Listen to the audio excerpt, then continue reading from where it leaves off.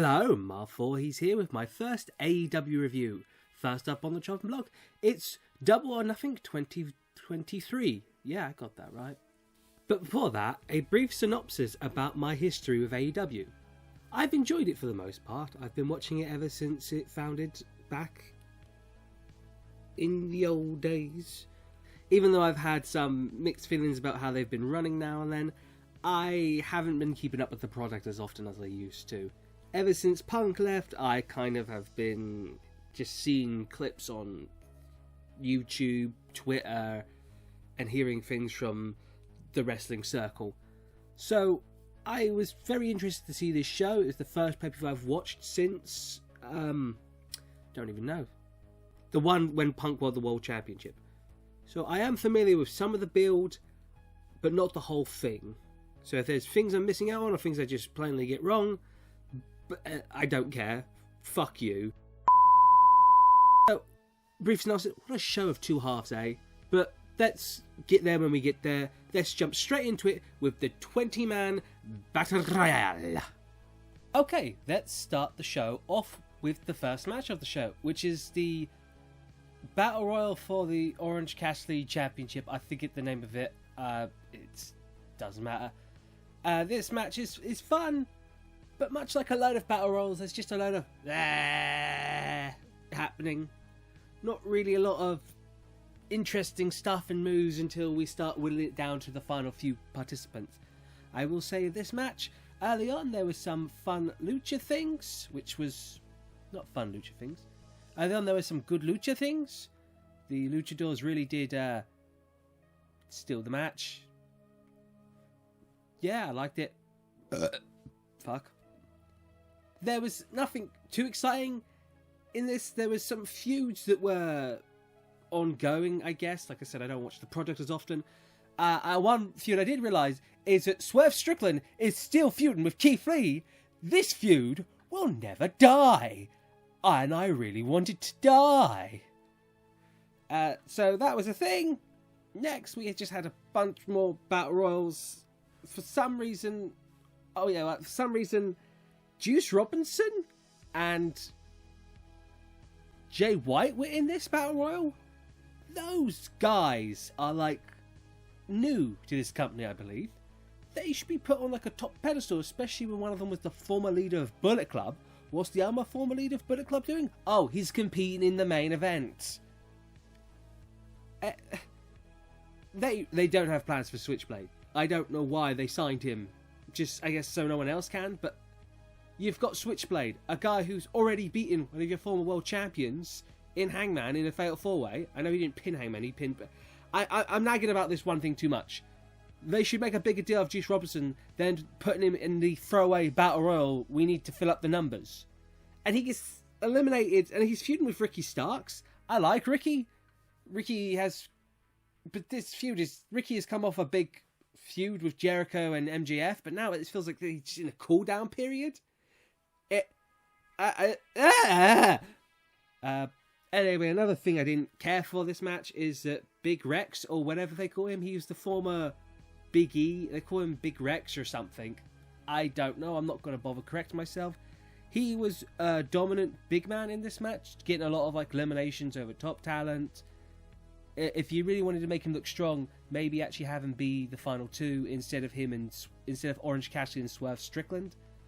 It came down between Orange Cassidy and Swerve Strickland. The sequences they had with each other was really good because they were the only two men left in the Battle Royal.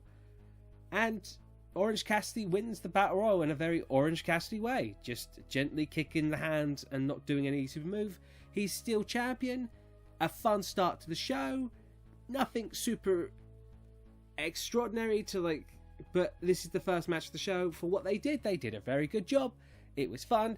The crowd were into everything. Even though I hate this crowd. Fun start to the show. Moving on to our second match, we have Adam Cole versus Chris Jericho in an unsanctioned match with special guest enforcer Sabu. And I just want to get this off the bat. The best part of this match to me is the beginning with the big schmoz between Adam Cole and his friend and Sabu versus Jericho and the JAS. Sabu, despite being, I don't know, 100, or he's killed himself in 100 different matches, being the best part of this match, his whole entrance, his whole just being around there, his lightsaber chair fight with Chris Jericho, great. And of course, Sabu can't be Sabu without going through a table. And he gives you all the hits. And then we have the rest of the match, which is fine, but Adam Cole in AEW so far has been a bit of a disappointment. He hasn't had that killer match that we know he can have. He had plenty of them in NXT. And Chris Jericho, who is, I don't know, 50-something, he's drank in the fountain of youth, he can still wrestle like he's 40 or like 30. Still great, can pull a good match out of him. And these two wrestling for the first time, I think. Yeah, for the first time. I was expecting something a bit more than just it was a fine match, but it relied a bit too much on the junk brawl type nature of the whole match. I did like that this match had no like standing around. It was a fist fight straight from the get-go. I should talk about the build real quick. The build to this has been great, with Adam Cole's real-life girlfriend Britt Baker getting punched and a t-shirt that approves on domestic abuse, which is funny because she got beat up by a woman. It's stupid. Internet is stupid sometimes. The build has been good, been really personal. I wouldn't start this feud off with an unsanctioned match, especially spoilers for how this match ends. The feud's going to continue. Where'd you go from here? Back to the match. I know these both can do better, but obviously relying on the brawl part, we did get first rope break of the match that means first rope break of the show that means nothing.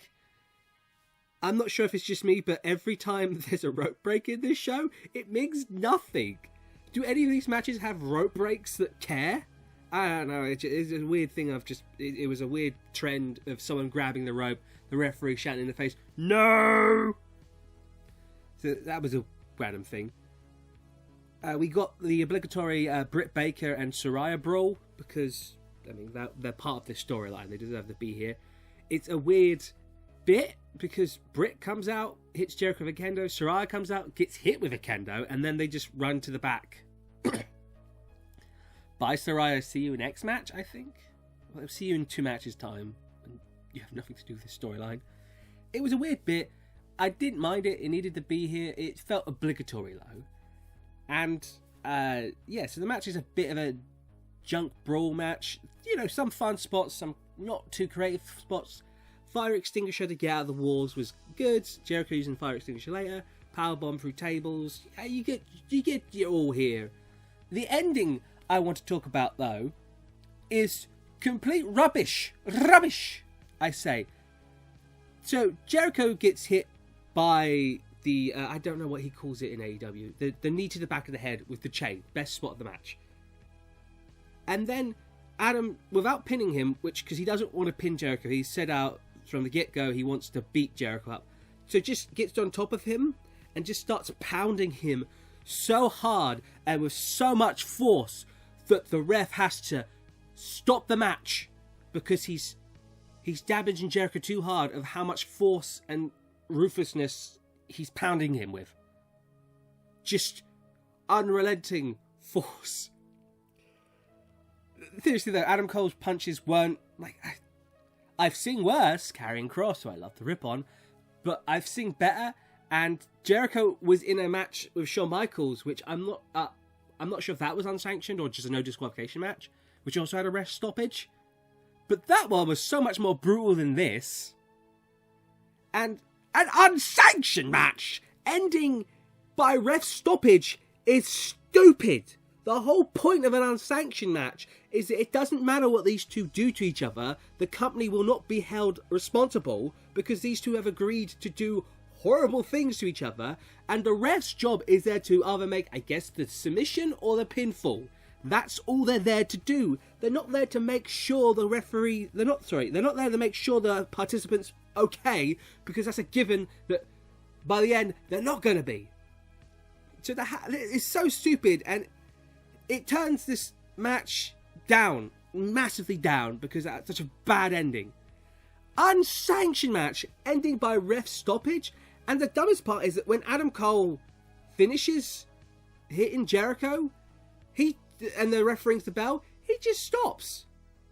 He hates this man. Like, going back to that Shawn Michaels match, it's unfair to compare the two, but they both have similar ways. They both have similar things. Very similar a lot. Jericho, in some form or fashion, has beat up a loved one, and they're out for revenge. But here, when Shawn when the ref stopped the match, Shawn kicked the ref and got fined and suspended and was clearly not in a right state of mind, which led into the story that he had snapped and just wanted to beat Jericho up. But here, Adam Cole just stops. Dude, your mission is not to win the match. Your mission was to end Jericho. And you stopped because the ref rang the bell? Also, another minor nitpick. It was Aubrey Edwards that was the ref. Kayfabe-wise, doesn't she hate Jericho? I know she's a ref, so she has to be unbiased, but she has called a lot of Jericho matches, and a lot of the time, Jericho in the ring and on commentary has bashed her.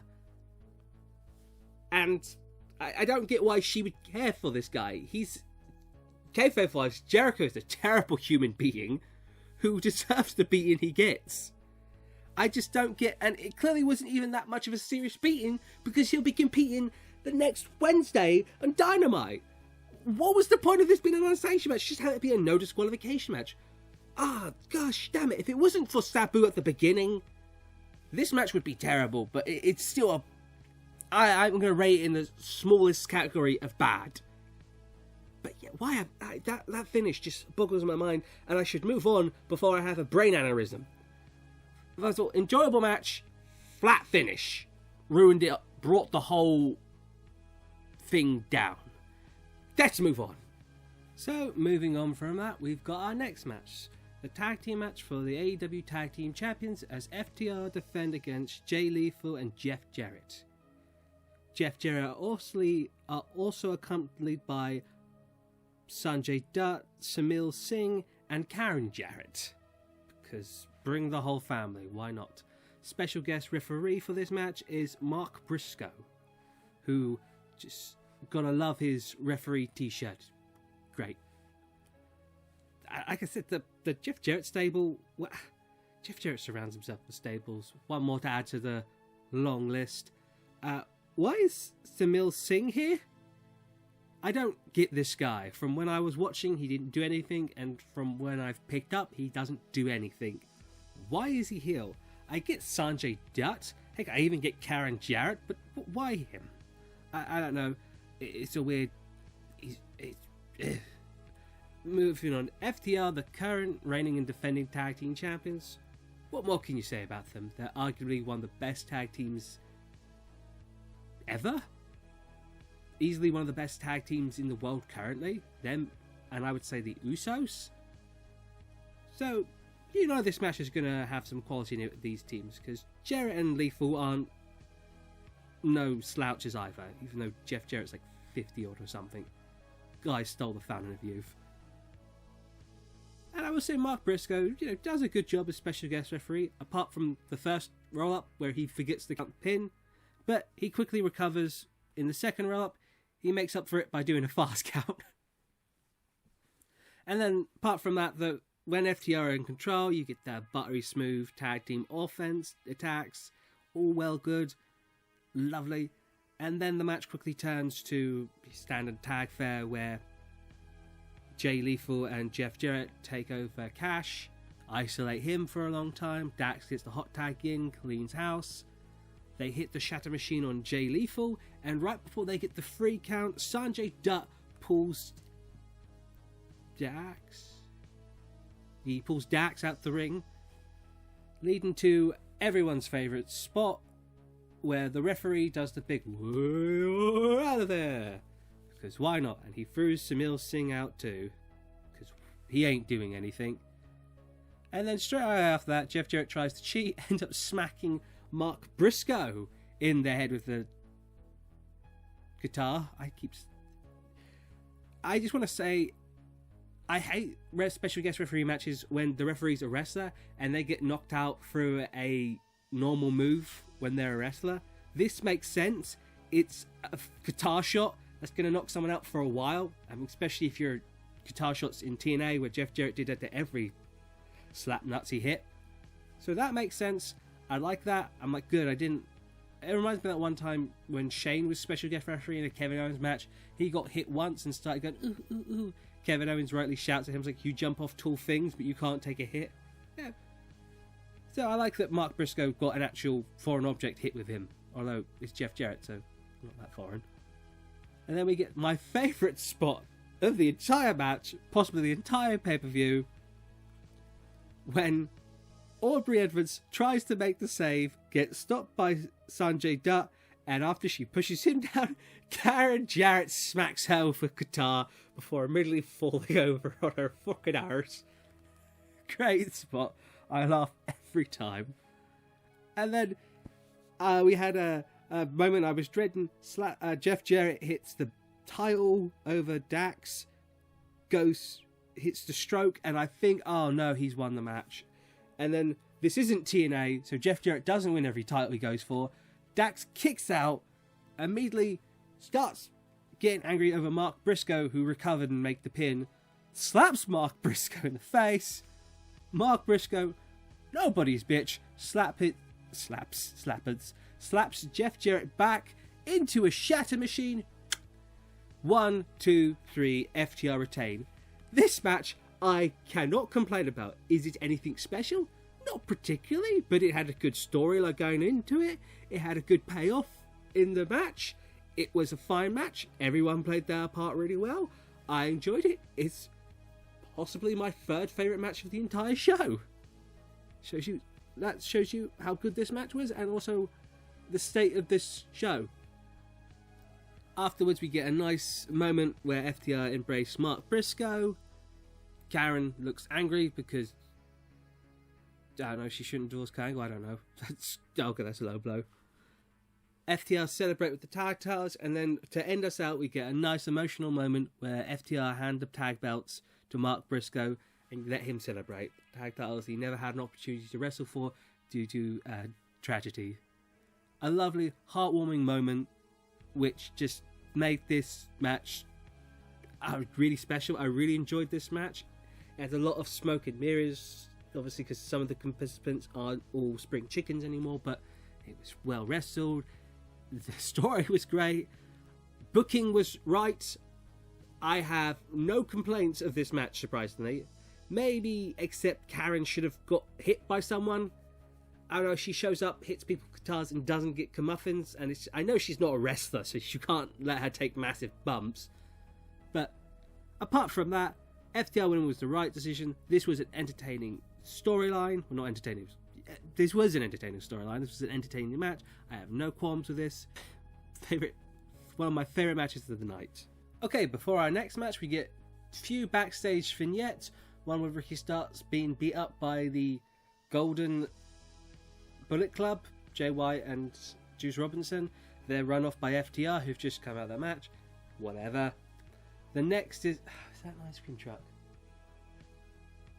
The next is the one I alluded to earlier with Chris Jericho and Saraya complaining about the match ending being stupid, challenging them to a mixed tag match on the next Dynamite, whatever. And then we get into the ladder match. Christian Cage challenging for the TNT Championship against Wardlow.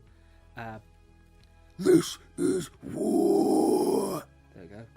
Got to get that out there. So this match had I didn't follow the build to this match at all, but Christian, can I just say he is somehow doing the best work of his career here? Being, I would say, apart from MJF, he is the best heel in AEW and the best mic worker in AEW. And so this match, we had him versus Wardlow. Can I just say, Christian's turtleneck, it's terrible and I love it. And then we go on to Mr. TNT Champion Wardlow. I didn't know, when I stopped watching, he was TNT Champion. So I just assumed he was still TNT Champion. But it turned out he's on his third TNT Championship run, which has jumped between him, Samoa Joe, Darby Allin, and a few other people. This belt means nothing anymore. It's quickly become the hot potato belt. I remember when Miro had the belt. Anyway, I can complain about the TNT Championship. Let's focus on this ladder match. For the first half, not a lot going on. You got Christian trying to find a way to work around Wardlow's power. That's about it. There's a few spots. Christian diving onto Wardlow, who just hurls a ladder at him. At one point, Christian takes a Alabama slam onto a ladder. Christian taking all the big bumps here. I mean, Wardlow does have one later, but it's not really an exciting match. It's fine. It's good, but there's nothing gripping me. Wardlow, but I should just point out, I'm cheering for Christian this match because I find him to be the superior character, the superior worker, that's debatable. But he's got heel heat. Wardlow's got nothing at this moment. His feud with MJF should have propelled him, and then he feuded with security guards for like 6 months. Who cares? I really want Christian to win, elevate the TNT Championship, which I know he could do, and that's going to come into play when I rant about the ending. So the match itself, power versus experience, that's the storyline they're playing on. It's fine. There's a nice spot where Wardlow goes to powerbomb him, Christian slides out, climbs a ladder, yada yada. Nothing exciting really happens until Luchasaurus, who's teaming with Christian, comes out, which calls Wardlow's buddy, Arn Anderson, because they're buddies all of a sudden. Wardlow gets taken out, so does Christian. Luchasaurus goes to chokeslam Arn Anderson. Arn Anderson then grabs his thumb and bites it, and I'm assuming just bites the tip of it off because then it starts bleeding, and Arn just has blood coming from his mouth. By the way, Arn was fucking nomming on this thing like he just skipped breakfast. My god, the man... Much like how I said... much how like the previous match had the big spot taken up by 2 non-wrestlers in the match, Karen and the referee, this one has the big spot, like the most memorable thing in this match, be taken up by Arn Anderson and Luchasaurus, people who aren't in this match. But this does lead to the biggest spot in the match, where Wardlow then attacks Luchasaurus, who's about to chokeslam Arn Anderson outside through tables, and then Luchasaurus then puts Luchasaurus on the table, and then hits a swanton through both tables from the ramp. It was a good spot. I should also point out that there was another bit that earlier in the match that I completely forgot about, where Christian's climbing the ladder, going for the title. Wardlow jumps off the turnbuckle onto the ladder, and because Wardlow is a big meaty man, the ladder just says, "Ah!" and just gives up. It just breaks. Wardlow, being the wrestling genius, tries to climb the broken ladder anyway. Referee tries to help, and the ladder's just like, "Oh god!" It just dies. So they bring another ladder in, that's about it. I like that spot because the nasty landing they had, whatever spot they had planned, they just didn't go with it. They just sold that because it looked probably better than what they were going to do. That's a nice little thing. A bit of improv here.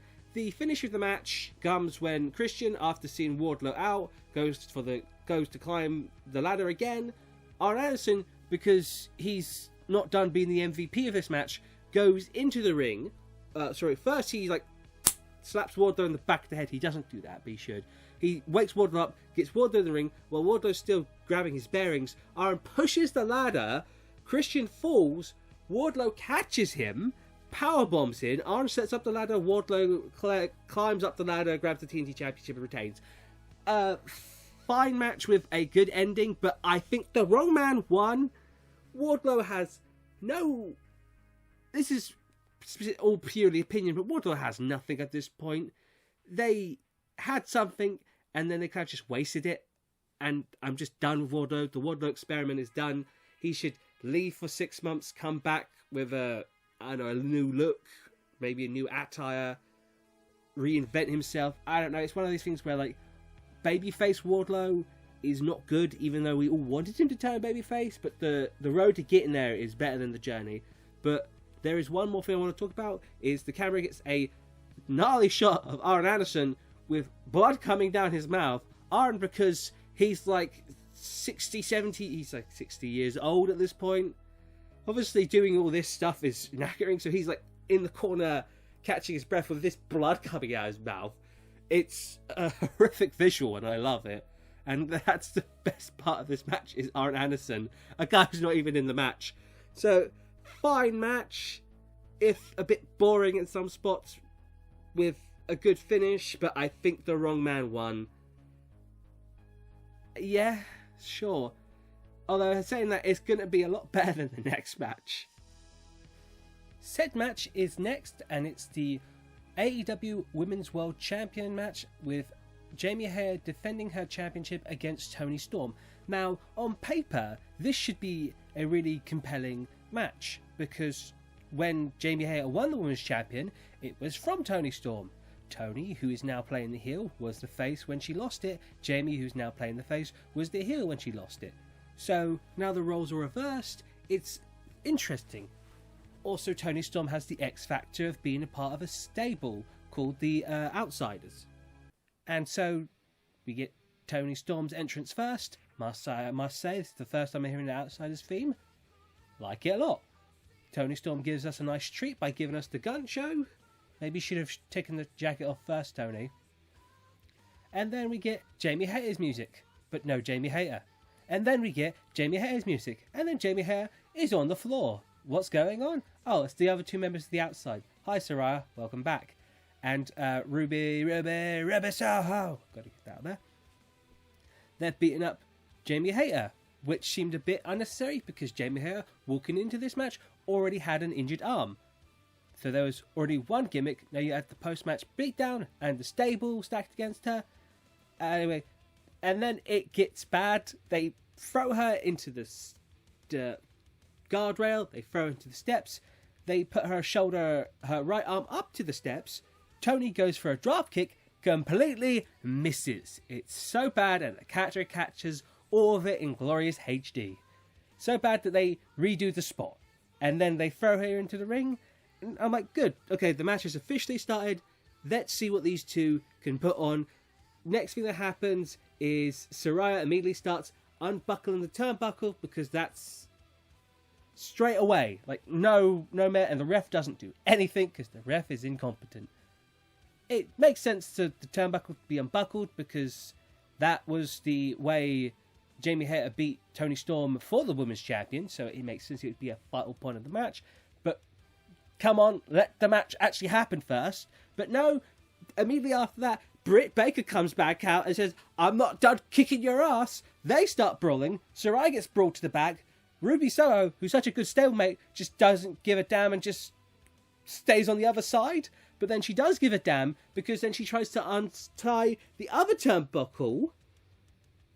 Jamie sees this, tries to stop her. So Ruby spray paints green spray in her face. Another fucking gimmick in this match of gimmicks. Come on! We've got outside interference, injured shoulder, and then we get more outside interference because Shida comes out and beats the shit out of Ruby Soho. Ruby gets a few punches in. Shida, in complete not give a fuck mode, just no-sells it and beats her ass up the ramp. And then, like, can we finally get this match going? But then Jamie Hayter, despite being blind, hits her finisher, the Hate Tide or something like that. Hate Kool-Aid? I forget what it's called. But she can't make the pin because she's got an injured shoulder. I'm like, oh, okay. So she's fucked because she can't hit her finisher. She's blinded, which just doesn't come back into play. The stable, but it looks like she's turned the tide a little bit because now the stable's gone. She's finally got some offense in, and then she decides to start rip off her tape on her shoulder, and then hulks up and goes. She screams and goes for something, but right before she goes for something, she's lightly pushed in from the middle of the ring into the turnbuckle. Toni Storm then hits the pile driver. I forget, is it Storm Zero? Or is it Storm's End? I don't know. One of those moves. She hits that and then wins the AEW Women's World Champion, proving that if you want to get ahead in the women's division, it pays to be bad. Also, it pays to have friends, because that's how the last two women's champions have happened. What a terrible match.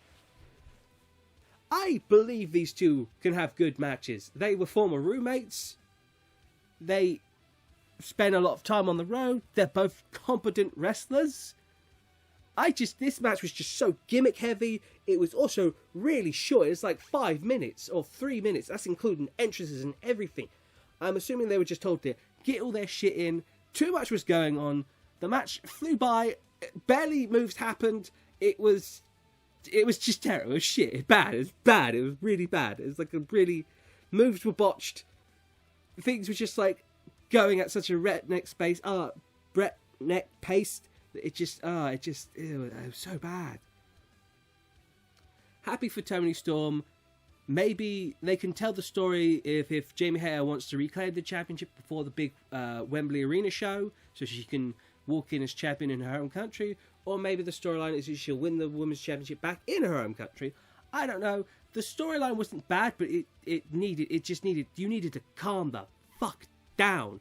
Too many cooks, too many things. This is what happens when you give women's division too many storylines and not enough matches, and you just blow it all up in one thing, and you give them 5 minutes. This is just a booking nightmare. Not mad at the result, mad at everything else, because it was bad.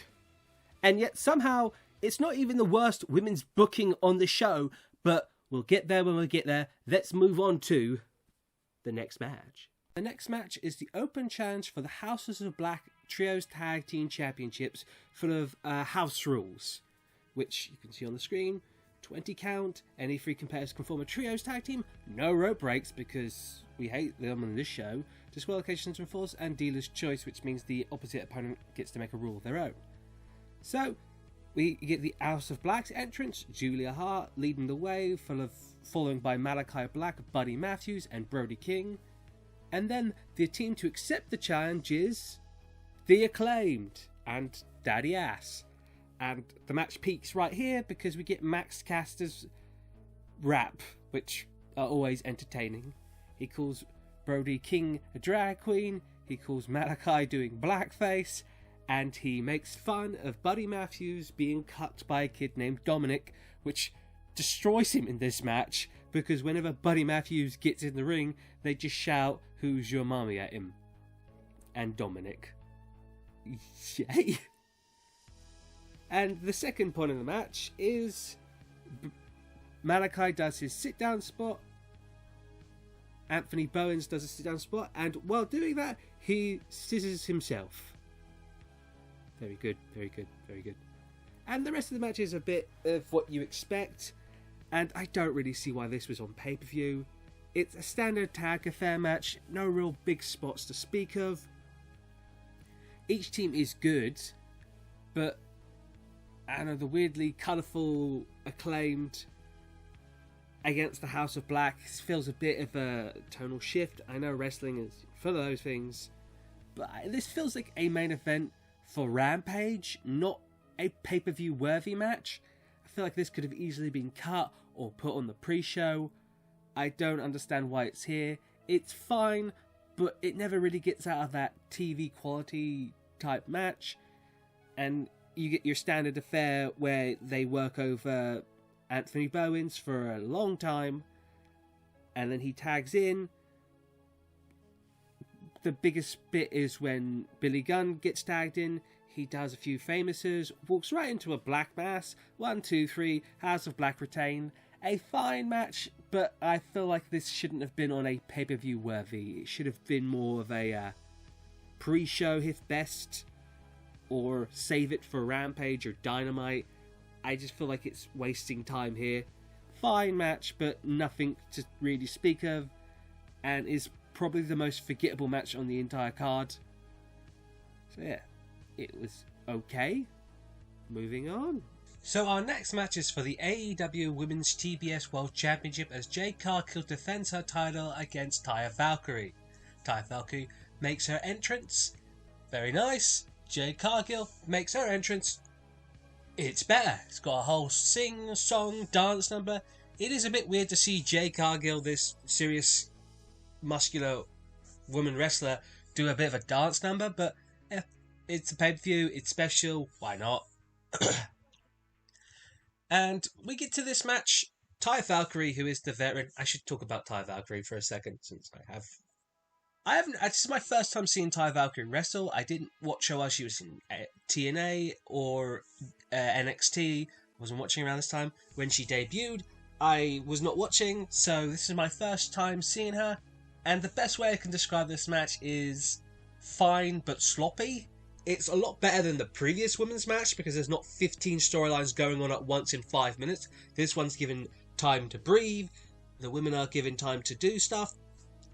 Not buttery smooth by anything. Charlotte versus Ripley, this is not. Two big powerhouse women going at it. Early on, Taya Valkyrie hits the shoulder tackle, sending Jade Cargill out. Taya, using her experience, obviously has over Jade Cargill. And if anyone can beat Jade Cargill, it should be Taya. She's got a reputation of being quite a dominant force in women's wrestling. And Jade Cargill has been women's champion for over a year now. She's the only TBS champion. It's had a lot of intrigue going into it. So after the shoulder tackle, Jade gets on the outside. We get a sloppy moment where a distraction happens, but Jade fails to capitalise, so they just redo the spot again, where Jade Cargill then hits move. It then turns into Jade Cargill dominating for the most part. Near the end of the match, Taya starts getting some offense in, gets her on the floor, grabs her arms, and does a massive stomp onto her. Probably the best spot. One thing they downplay is that both these women have the same finisher, different names, but same move. And that's what happens next. Taya Valkyrie hits the Road to Valhalla. Jade kicks out. A few seconds later, hits her finisher, Jaded, wins and retains the Women's World Champion, making Jade Cargill now 60-0, an undefeated streak that is definitely worthy of praise. I will say Jade Cargill is still sloppy despite being 2 years in the wrestling business at this point. I'm a bit worried that if she doesn't improve soon, she might not improve at all, but there's still time, she's still young. But the excuse of her being new to the business is starting to fade away, and her matches are still having that sloppy factor of it. But she still looks like a star, and if they continue to book her like a star, she can definitely be one of the top women's divisions ever, and possibly the female Goldberg. Hey, you all know that good stuff I just said about Jade Cargill? Well, here comes stupid fuck Mark Sterling issuing an open challenge after Jade just faced someone that took her to the limit, essentially. And whoop-de-doo! Gotta think carefully. Chris Statlander makes her return. Her, 50th return. I don't know, every time I come back to AEW, it feels like Chris Statlander is making another return. She's back again, and accepts Jade Cargill's open challenge because stupid Mark issued an open challenge. And because stupid Mark's stupid, he issued an open challenge, and then someone accepted it, and then he's telling Jade not to accept the open challenge that he issued. Why is this idiot a manager? Why is he still managing Jade Cargill? Didn't at one point she get rid of him because he was stupid and, he's stupid? Ugh.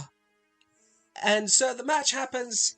It's 30 seconds long, the shortest match on the card because Jay's just wrestled. And the dumbest booking decision ever happened is Chris Statlander beats Jade Cargill with an inverted tombstone. I don't know what she calls it, sorry. But beats the undefeated Jade Cargill. What? So, I have no issues with Chris Statlander.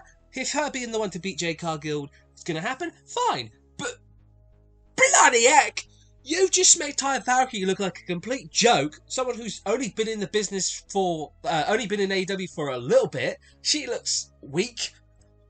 You've made Chris Statlander look like a heel taking advantage of Jade Cargill, who wrestled one match. And you've ruined the undefeated streak of Jade Cargill, which was her best asset in covering up her sloppiness.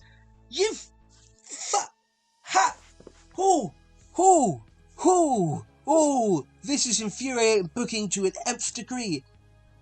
There was so many better ways you could have done this. You could have Taya win. Taya should have won this if you're going to do this, and maybe Chris Statlander turns heel.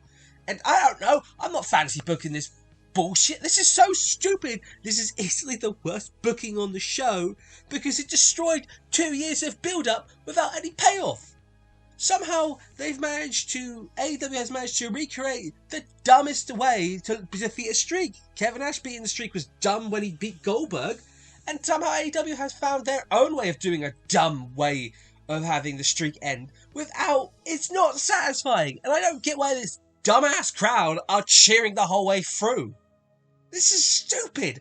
This is the worst booking choice in this entire show, and I am baffled. I am frustrated. I am baffled. I don't get why this decision was made. It makes Jade look stupid. It makes Valkyrie look terrible. It makes Chris Statlander look awful because she can't beat Jade at her best, has to wait till after a match. It makes Mark Sterling look stupid. This booking makes everyone look crap. Why? Why? Why don't you just do, I don't know, let's fantasy book for a second. Why don't you do Jade Cargill because she's a heel, beats Valkyrie down before the match happens. Valkyrie, because she's a valiant warrior from Valhalla. That's not true. She accepts the match, Jade beats her in like 30 seconds, and then you have dumb Mark issue the challenge because then Jade's fresh, and it makes Taya look strong because she got beat down. But I guess you couldn't do that because you had a beat down earlier in the night. What is it with the women's division in this company being asinine when it comes to booking? Two women's championship title changes, and both of them in possibly the worst way possible. Oh god, I gotta move on. This is like I said, the Adam Cole and Chris Jericho, the ending brought the match down and also the show down. This brings the whole show down to just dumbass booking. I've ranted about it for too long. Let's move on to something better. So, our palate cleanser next is the Fatal 4-Way for the AEW World Heavyweight Championship. The Four Pillars match between Jungle Boy, Darby Allin, MJF and Sammy Guevara. Jungle Boy Jack Perry makes his entrance first, followed by Sammy Guevara announcing that he's pregnant. Sorry, no, his wife is pregnant. Congratulations. And then we get a terrible entrance with Darby Allin doing this horrible skit with an Elvis impersonator, because Vegas, I guess, where Darby has the cringe line of very much to Elvis. Did not like this, thought Darby looked like an idiot, and thought Darby looked like a geek, did not. And then to make himself look more like a geek, he dresses up in a half Elvis, half skeleton costume during his entrance. Thankfully, he doesn't wear this the rest of the match, because he would have looked stupid and ridiculous. MJF's entrance is probably the best entrance of the night, where he comes in from a throne from above with an orchestral version of his theme and wearing his mask that he re-debuted in, while also having his custom AEW World Championship. This guy is a star. Great entrance. Great thing. Is also when he takes off the mask, he takes off the robe, he's got the stern, serious face on, as if he's about to... The time for talking is done, and then as soon as the bell rings, he's the first to bail out. Amazing.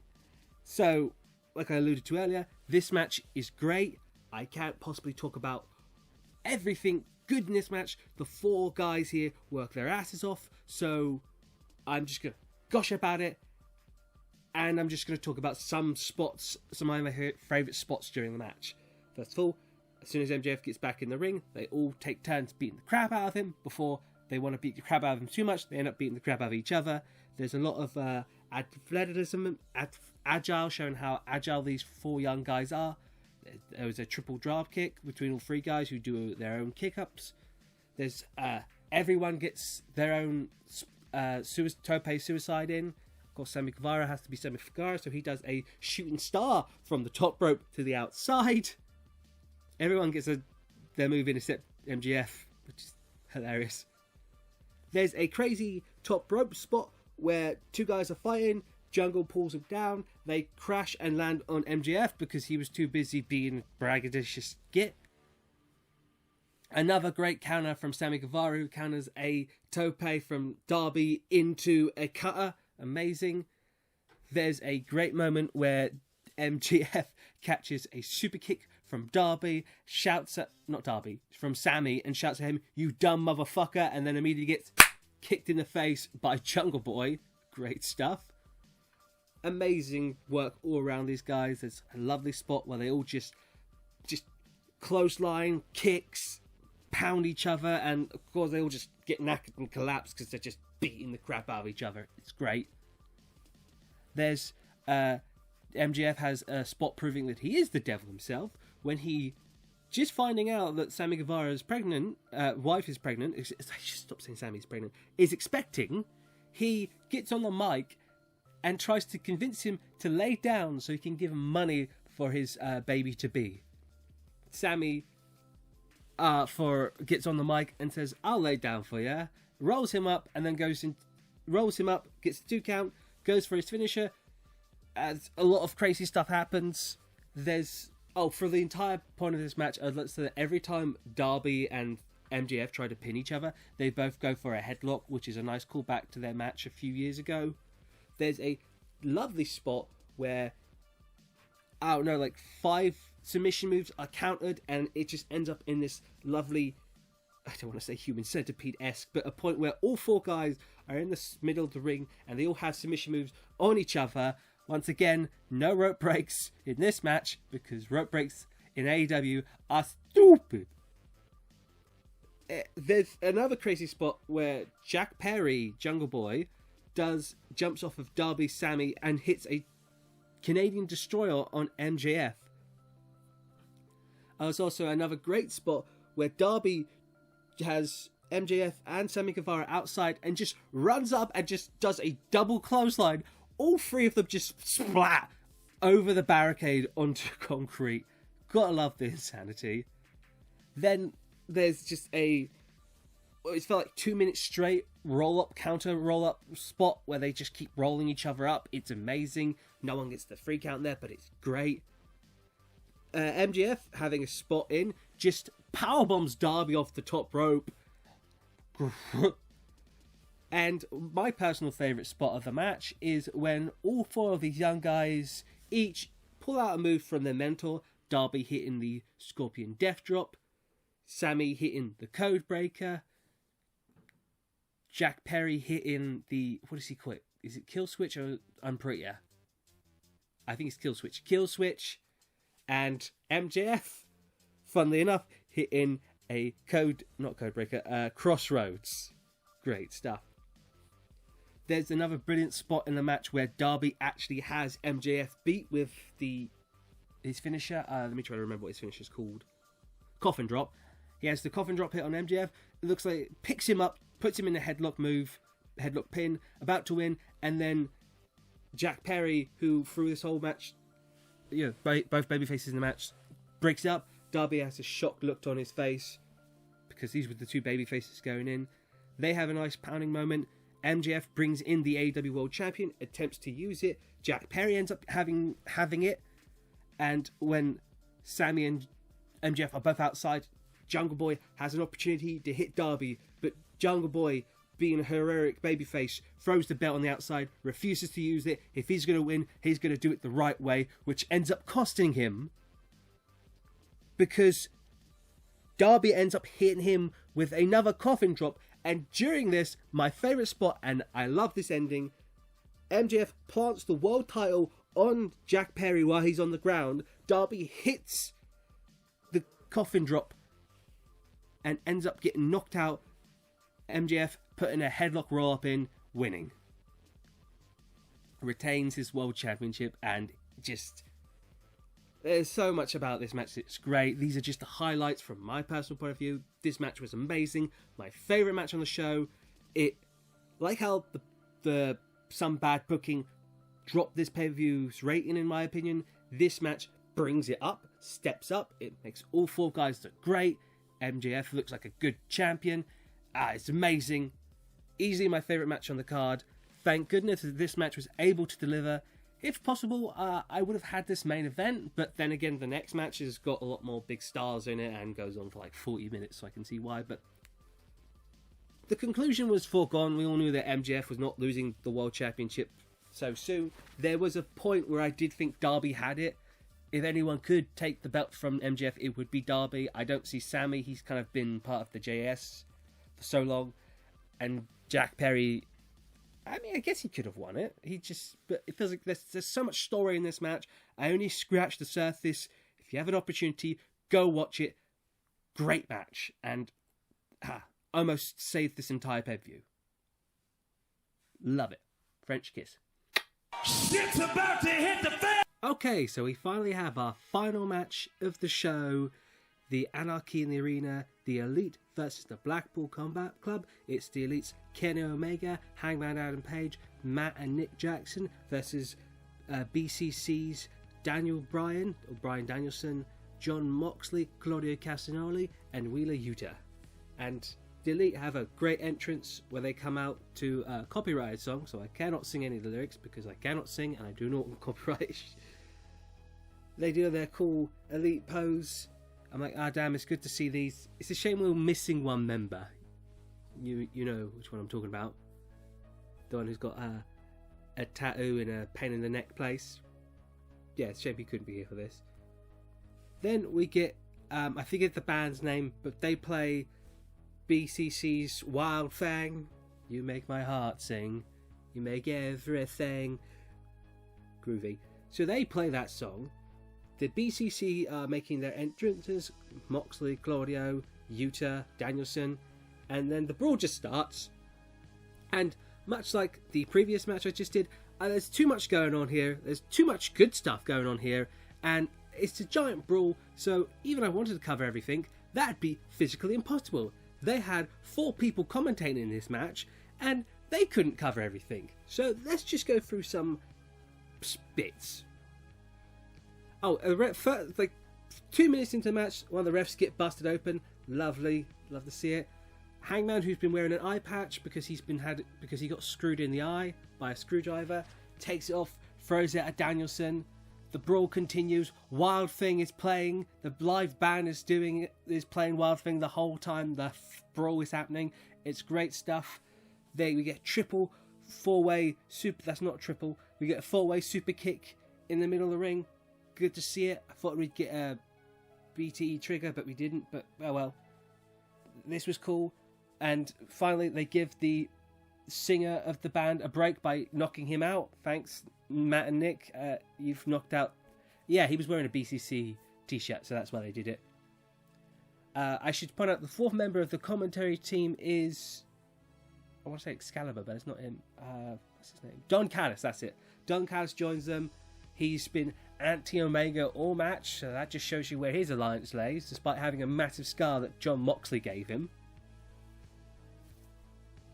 Matt Jackson, who was quite an MVP during this match. You can say that about a lot of people, but Matt did some good moves and had one of the most memorable spots of the match, but we'll get there when we get there.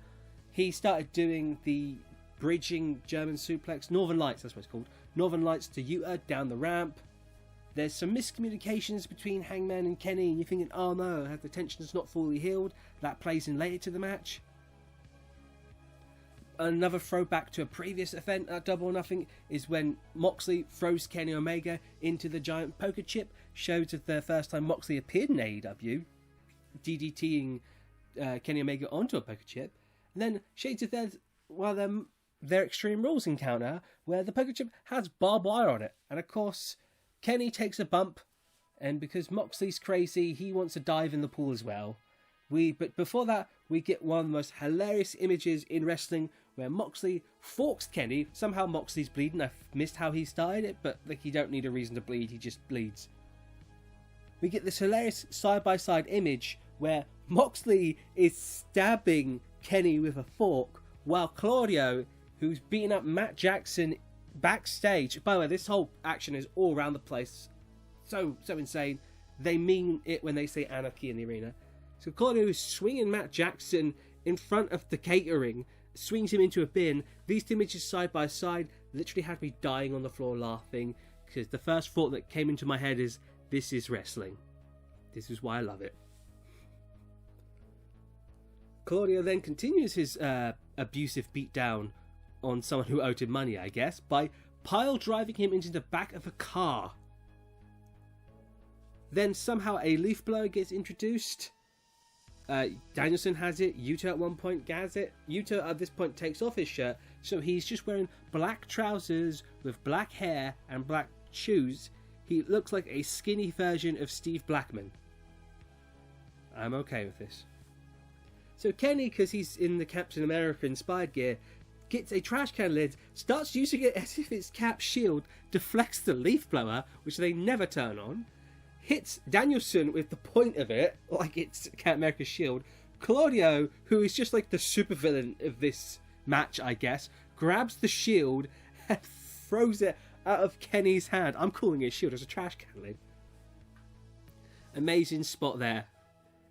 And we get, I think, the only real mess up of the match where Hangman hits the buckshot lariat at Wheeler Yuta, and Claudio doesn't get there in time to break up the pin, forcing Wheeler Yuta to kick out of the buckshot lariat. Wheeler Yuta?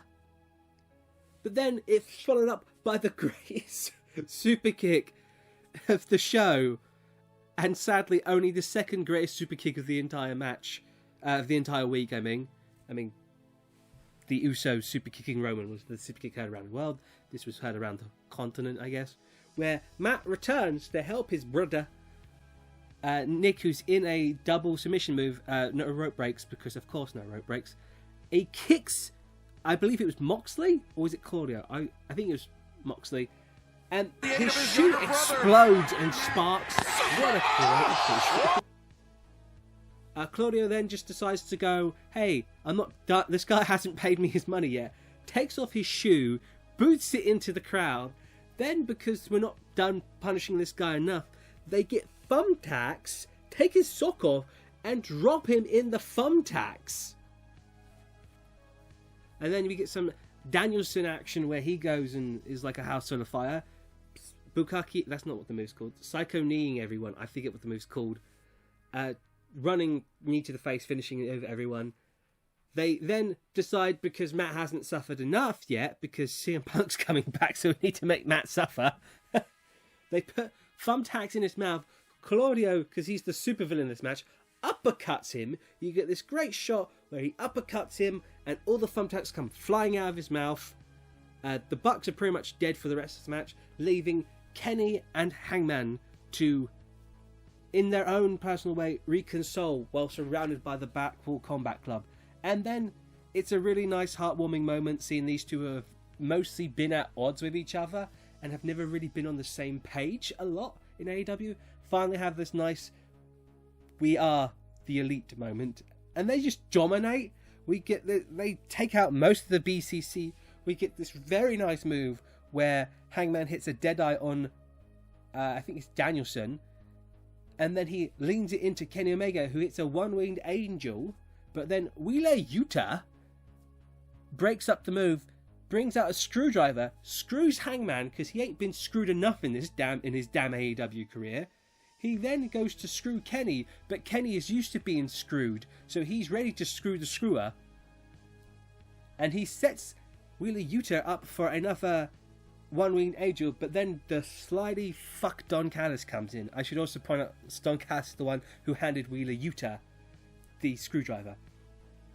Just when you think we're going to get some good old-fashioned revenge on Don Callis, a masked individual comes out, hits Kenny Omega, his cap falls off, the crowd start chanting his name long before he takes his mask off, but it's Tenoshite Takeshita.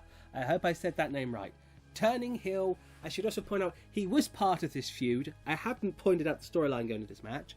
So the storyline going out into the match, right at the end, was essentially anarchy warfare. These two stables most of the time have gone after each other. I think Moxley has shared the ring with each individual, so he hates them. Danielson doesn't have any love lost with Kenny because at the time they wrestled, Kenny was an arsehole. Now Danielson's an arsehole. The Bucks are the Bucks. They more care about their shoes. Tenoshi Takeshita was kind of caught in between, where both sides wanted to recruit him, but then BCC just decided to screwdriver him instead. So him returning and turning on his friend Kenny Omega was quite a big surprise, but doesn't make too much sense. But by this point in the match, I'm too invested and having too much fun. So Takeshita comes in, and then Wheeler Yuta screwdrivers Kenny because if anyone's going to screw the screwer, it's going to be the guy who screws screws. So he gets a roll-up win. Wheeler Yuta pins Kenny Omega and wins the match for the BCC. This show ends not on the heroic The Elite return match, but on the Blackpool Combat Club celebrating and Claudio putting Yuta up and doing the crab walk, while Takeshita and Don Callis celebrate away from the BCC, implying that he's not fully with them, but he wants to be part of them, because William Regal left, so I guess we need another elderly mentor wrestler to manage them. But it's a weird ending aside, not a bad ending, I would say, just a weird one. It definitely makes you want to watch more AEW. Did it work on me, a long-time fan who stopped watching after the whole Punk incident? Not really. This show was... let's talk about this match before talking about the show. This show, the match was very entertaining. Apart from a weird ending, not bad, not good, just weird ending. Things need to be explained, and if not, hindsight will hurt the show. But so far, this was a very enjoyable match, a very good way with all the talent that come out there. I'm only talking about specific moments. This match was like 30 minutes long, so there's a ton of great stuff, and words cannot put into it how much fun this was. The two main event matches definitely saved this card. But in saying that, I think it's time we talk about the pay-per-view as a whole. And I think out of all the AEW pay-per-views I've watched, definitely one of their weakest. There's really only 3 matches I enjoyed throughout this entire card. That being the FTR tag match, the Four Corners Fatal 4 match, and the Anarchy in the Arena match. The rest were either had bad finishes or underwhelmingly mediocre. There was nothing super about this card, which, as someone who used to watch AEW quite a lot, kind of upsets me when I used to watch pay-per-view to pay-per-view, week to week. I used to watch Rampage. And this show, while I had fun and I enjoy it and I don't regret my purchase, I am not gonna continue watching AEW week to week. CM Punk's return is right around the corner. I might just wait till that happens. But overall, a fine show. Not a fine show. A very mediocre show with some lackluster endings to matches, to some bad matches. I think my problem is with AEW, I have a less tolerance for mess-ups, because their first few years were so good that seeing them kind of hit their mediocrity hurts more. And I'm just looking for that one hook to get me back into this. And I was hoping this pay-per-view would be it. And it kind of just solidifies why I don't watch AEW week to week anymore. Because I enjoy the show. I enjoy the wrestlers of it. I know that the show can be much better than it is. But there's just so much bad booking to weak booking to stuff like this where you're not getting the full context until like the week to week TV. I know it's wrestling, and wrestling storylines don't finish, they continue on. You allow other feuds and stuff to happen. But this show, it was very good, but nothing super great. Apart from BCC winning, I would say none of the matches were predictable, didn't have any predictability. I kind of gathered who was winning and who was losing. Apart from the Jay Cargill match, that aftermath was stupid and is easily the worst thing on the card. But AEW put together a fun card. I keep saying that. AEW put together 2 great matches, a really good FTR tag match, and the rest was what AEW's become. Sad to say, I enjoyed the show, but I'm not going to continue watching AEW. This is in a weird place because they left me on a high when the rest of the show put me on a low. So, there's a dog barking. Don't know if you could hear it. I think that's my cue to leave. Forever Marv, signing out. Hope AEW fans don't kill me.